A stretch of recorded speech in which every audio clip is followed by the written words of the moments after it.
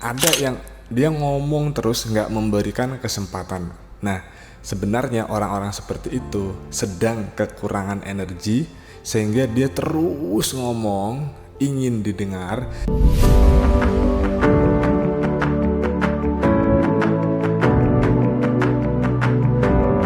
Assalamualaikum warahmatullahi wabarakatuh. Apa kabar teman-teman semua? Semoga dalam keadaan sehat walafiat. Pada kesempatan kali ini saya mau ngomongin lagi tentang sebuah ide bagaimana manusia berhubungan. Manusia itu pada dasarnya memerlukan energi. Mudahnya seperti ini. Pernah nggak kamu rasanya kayak butuh banget untuk ngobrol sama orang, atau habis ketemu orang rasanya kayak lebih terenergizing, lebih ngerasa penuh. Nah, disitulah letak bagaimana manusia saling berinteraksi dan saling bertukar energi.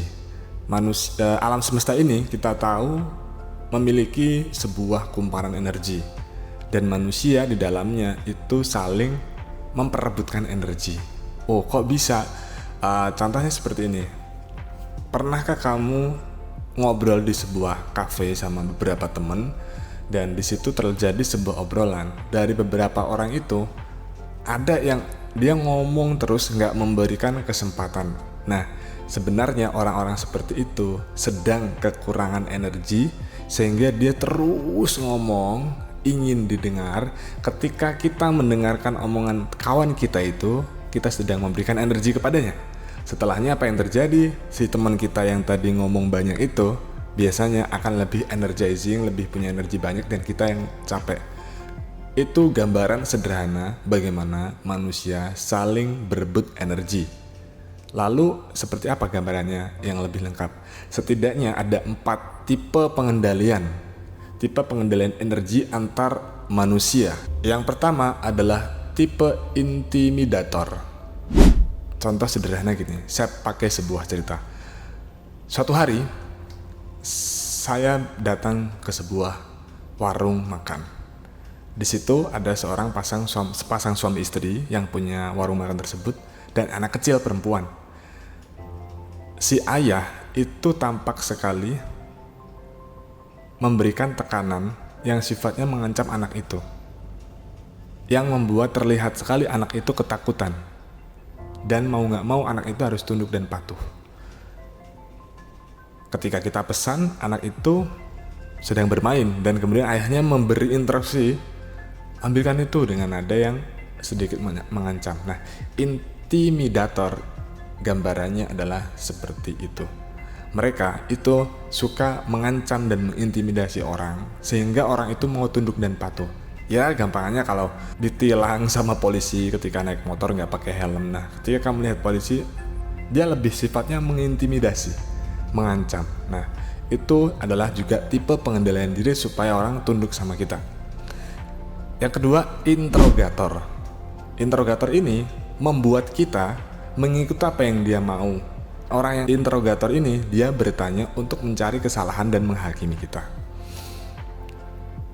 Misalnya, saya berikan gambaran. Ada seorang perempuan, dia punya suami. Suatu hari, dia beli sebuah sandwich di swalayan. Ketika pulang di rumah, suaminya bilang, ketika suaminya melihat ada struk pembelian, lalu ada sebuah sandwich dengan harga sekian.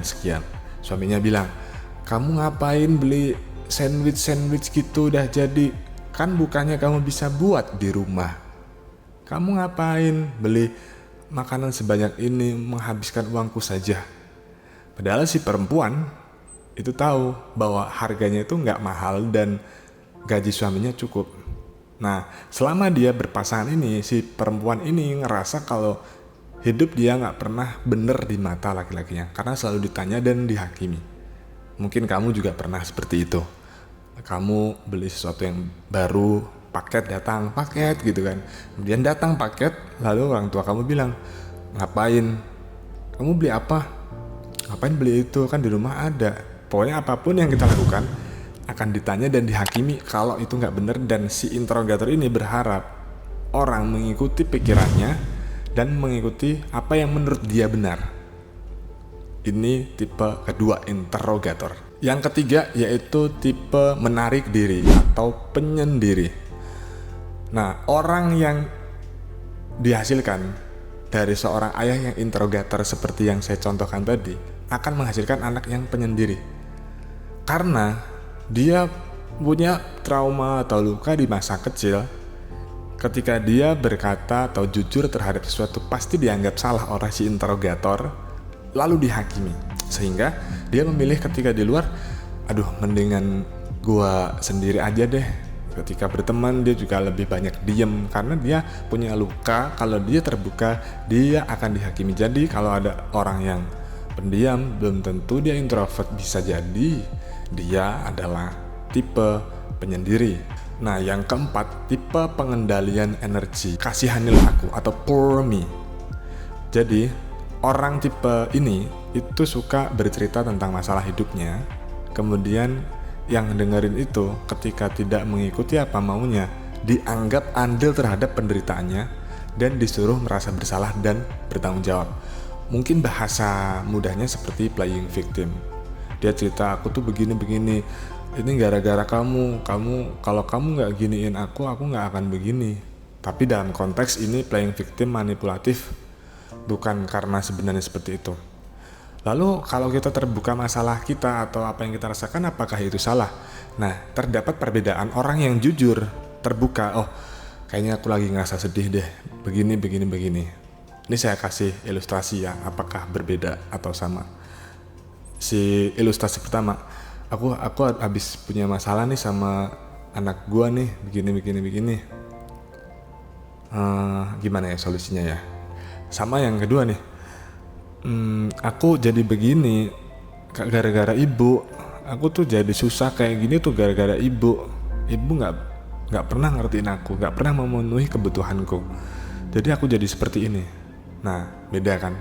Yang pertama, dia terbuka atas apa yang dia rasakan tanpa harus menyalahkan orang yang mendengar.